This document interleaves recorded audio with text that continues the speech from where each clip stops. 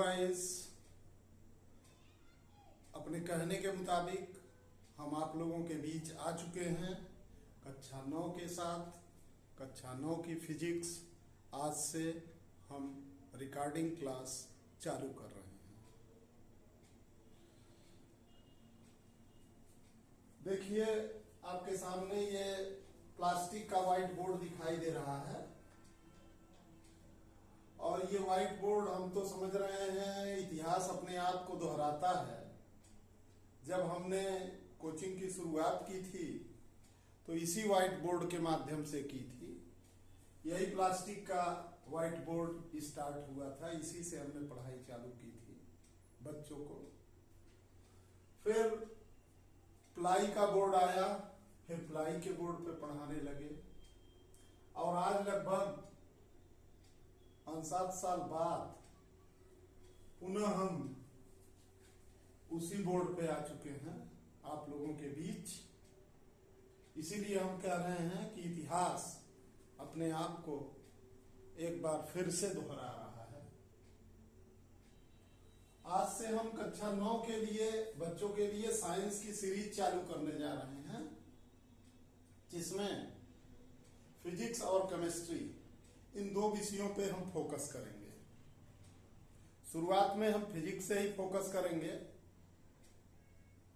और आप लोगों के सुझाव आमंत्रित रहेंगे। चैनल पे कक्षा 10 के भी कंटेंट को हमारी कोशिश है आप लोगों के बीच वीडियो बना के उपलब्ध कराया जाए।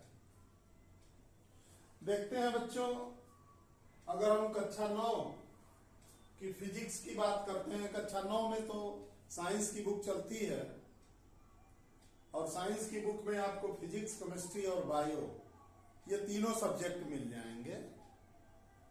लेकिन हम फिजिक्स पे फोकस कर रहे हैं तो फिजिक्स में हम लोगों को कक्षा 9 की साइंस में ये लेसन मिलते हैं। ये पहला लेसन मिल जाएगा आपको मोशन और दूसरा लेसन मिलेगा force and law of motion और तीसरा लेसन आपको ग्रेविटेशन मिल जाएगा और चौथा है वर्क एंड एनर्जी और साथ ही साथ 5वां है साउंड। तो इन्हीं 5 लेसन पे हमको फोकस करना है और बहुत ही बढ़िया तरीके से हमारी कोशिश होगी, बहुत ही बढ़िया तरीके से आप लोगों को समझाया जाए, जिससे कोई भी ऐसी चीज न रहे जो आप समझ ना पाए। तो हमारी स्टार्टिंग होगी मोशन से। तो मोशन से हम स्टार्ट करेंगे। देखते हैं मोशन। मोशन को अगर हिंदी में बात करें तो हम गति कहते हैं। गति, तो गति क्या होती है? अगर आपसे ये प्रश्न पूछा जाए गति क्या होती है, तो गति के लिए या मोशन के लिए आप कहेंगे, मान लीजिए कोई वस्तु पर्टिकुलर पॉइंट ए पे है और कुछ देर में ये बी पे आ गई और ए से बी तक ये आई, कुछ दूरी तय की, कुछ समय लगा, तो इसी प्रक्रिया को आप कह देते हैं कि वस्तु में गति है। लेकिन अगर मान लीजिए आपने 4 बजे 4 PM पे कोई वस्तु ए पर देखा और फिर 5 PM हो गया और फिर भी ए पर है, तो आप कह देते हैं कि ये ऑब्जेक्ट रेस्ट पे है, जबकि ये ऑब्जेक्ट मोशन पे है। गति की बात, गति के साथ हमको समय का भी ध्यान देना होता है और दूरी। अगर कोई भी वस्तु समय के साथ अपने स्थान को बदलती रहती है तो हम कह देते हैं कि उस वस्तु में गति है। लेकिन अगर वही वस्तु समय के साथ अपने स्थान को नहीं बदल पाती है, जो भी उसका कारण हो, तो हम कह देते हैं वह वस्तु विरामावस्था में है या रेस्ट में है। अब गति के लिए हम विभिन्न प्रकार की गतियों की बात करेंगे। विभिन्न प्रकार की गति different type of motion.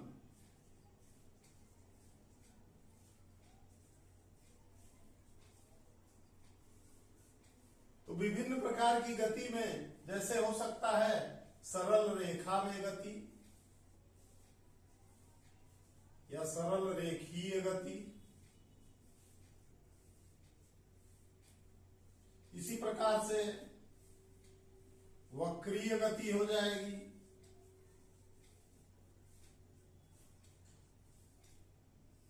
इसी प्रकार से दोलन गति हो जाएगी,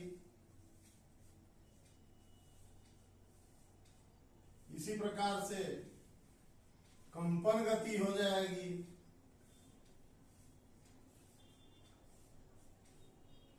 इसी प्रकार से घूर्णन गति भी आप सुने होंगे, घूर्णन गति।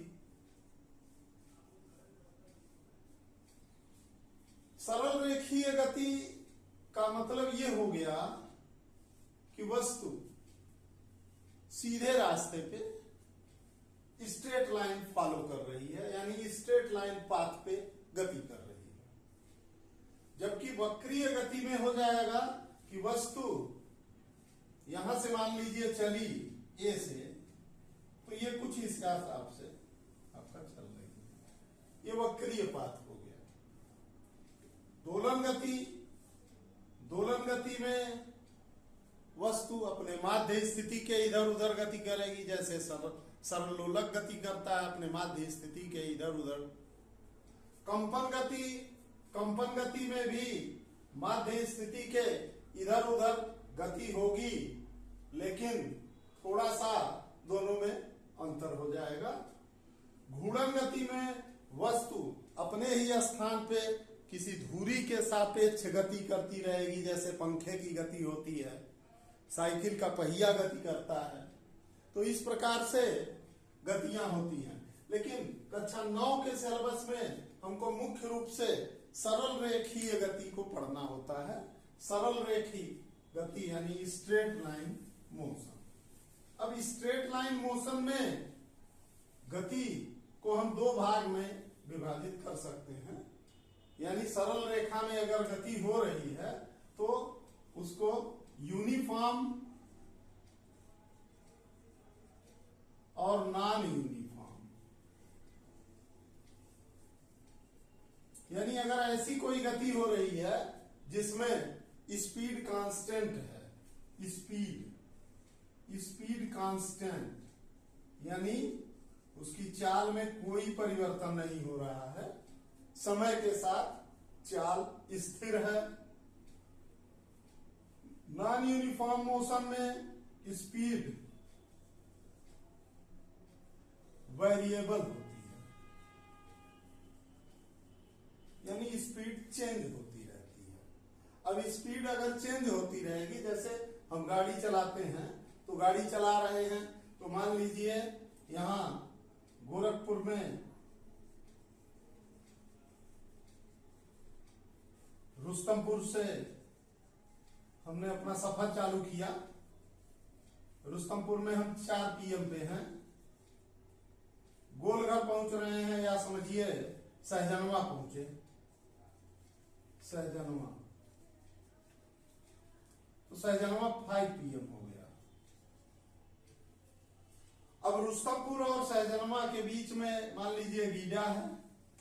इन 3 जगहों पे स्पीड की बात अगर हम करें, यहां पे हमने देखा कि 30 किलोमीटर प्रति घंटा की चाल है, यहां पे हमारी चाल 40 किलोमीटर प्रति घंटा की है, यहां पे हमारी चाल 50 किलोमीटर प्रति घंटा है। तो तीनों जगह पे जब अलग अलग हमारी चाल हो गई, तो यहां पे ये जो स्पीड हुई वो हमारी हो गई नॉन यूनिफॉर्म, और उसी मोशन को हम कह देंगे नॉन यूनिफॉर्म मोशन, यानी समय के साथ चाल परिवर्तित होती रहती है। जबकि अगर यूनिफॉर्म मोशन की हम बात करेंगे तो यूनिफॉर्म मोशन में चाल वही रहेगी, चाहे 4 बजे की बात किया जाए, चाहे 4:30 बजे की बात किया जाए, चाहे 5 बजे की बात किया जाए।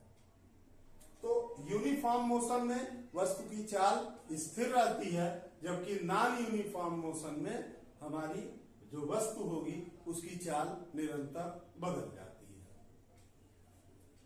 यूनिफॉर्म मोशन में जब भी हमको मान लीजिए यूनिफॉर्म मोशन हो रहा है, अब हमको कोई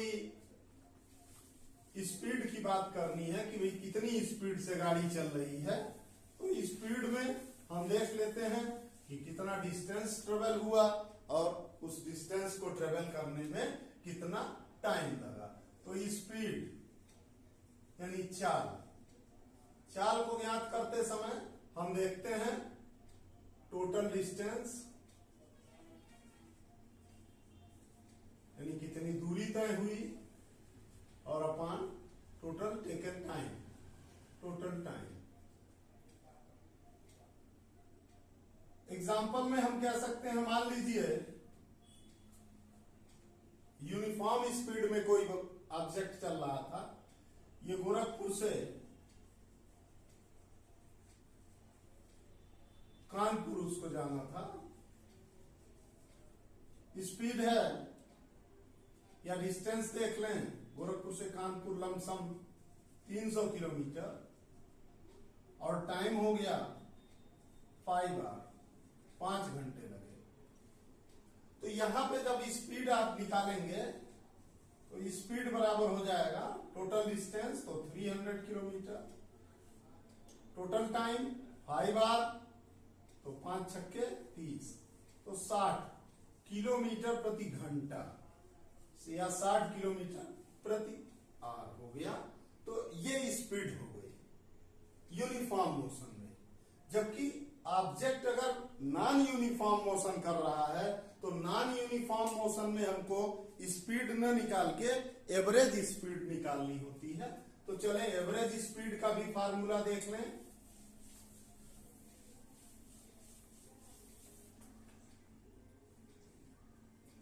चलिए देखते हैं, मान लीजिए कोई ऑब्जेक्ट यहां पे ए पे है, ए से बी ये 100 किलोमीटर है ये डिस्टेंस, बी टू सी ये भी 100 किलोमीटर है, सी टू डी ये भी 100 किलोमीटर है। फर्स्ट 100 किलोमीटर में 2 आवर लगा है, सेकेंड 100 किलोमीटर में 3 आवर लगा है और थर्ड 100 किलोमीटर में 1 आवर लगा है, मान लीजिए 1 घंटे लगे। तो आपको अब यहां पे औसत चाल निकालनी पड़ेगी, न कि चाल आप निकालेंगे, क्योंकि यहां पे यूनिफॉर्म स्पीड नहीं है, यानी स्पीड समय के साथ बदलती रही है। तो एवरेज स्पीड यहां पे निकाल लेंगे। एवरेज स्पीड में जब हम देखेंगे तो एवरेज स्पीड का फार्मूला हो जाएगा total travelled distance upon total time. तो टोटल ट्रेवल डिस्टेंस हो गया 100 plus 100 plus 100 upon 2 plus 3 plus 1। तो ऊपर हो गया 300, नीचे हो गया 6, कट कर दिए 6 × 30, 50 किलोमीटर प्रति घंटा। ये हमारी एवरेज स्पीड हो गई, यानी ऑब्जेक्ट जो है 50 किलोमीटर प्रति घंटा की एवरेज स्पीड से इस दूरी को तय किया है। तो ये एवरेज स्पीड का फार्मूला हो जाएगा। इसके पहले आपको स्पीड का फार्मूला हमने बताया। दोनों स्थितियों में अगर यूनिट की बात करें तो यूनिट किलोमीटर प्रति घंटा हो सकता है, अगर दूरी किलोमीटर में है, समय घंटे में है तो किलोमीटर प्रति घंटा हो जाएगा। अगर मान लीजिए दूरी मीटर में है और समय सेकंड में है तो यूनिट मीटर पर सेकंड हो जाएगा। अगर मान लीजिए दूरी सेंटीमीटर में है, समय सेकंड में है तो यूनिट सेंटीमीटर पर सेकंड हो जाएगा। तो इस तरीके से हम यूनिट भी जान सकते हैं कि स्पीड की यूनिट क्या होगी, मीटर पर सेकंड होगी किलोमीटर पर आवर होगी कि सेंटीमीटर पर सेकंड होगी। आप लोग अगर नहीं पढ़े होंगे यूनिट को चेंज कैसे करते हैं या fundamental unit and derived unit, तो उस पर भी आप लोग अपना सुझाव दीजिएगा, तो उस पर भी एक वीडियो बना के आप लोगों को समझा दिया जाएगा कि यूनिट कैसे हम निकालते हैं और यूनिट एक यूनिट दूसरे यूनिट में किस प्रकार से हम परिवर्तित कर लेते हैं।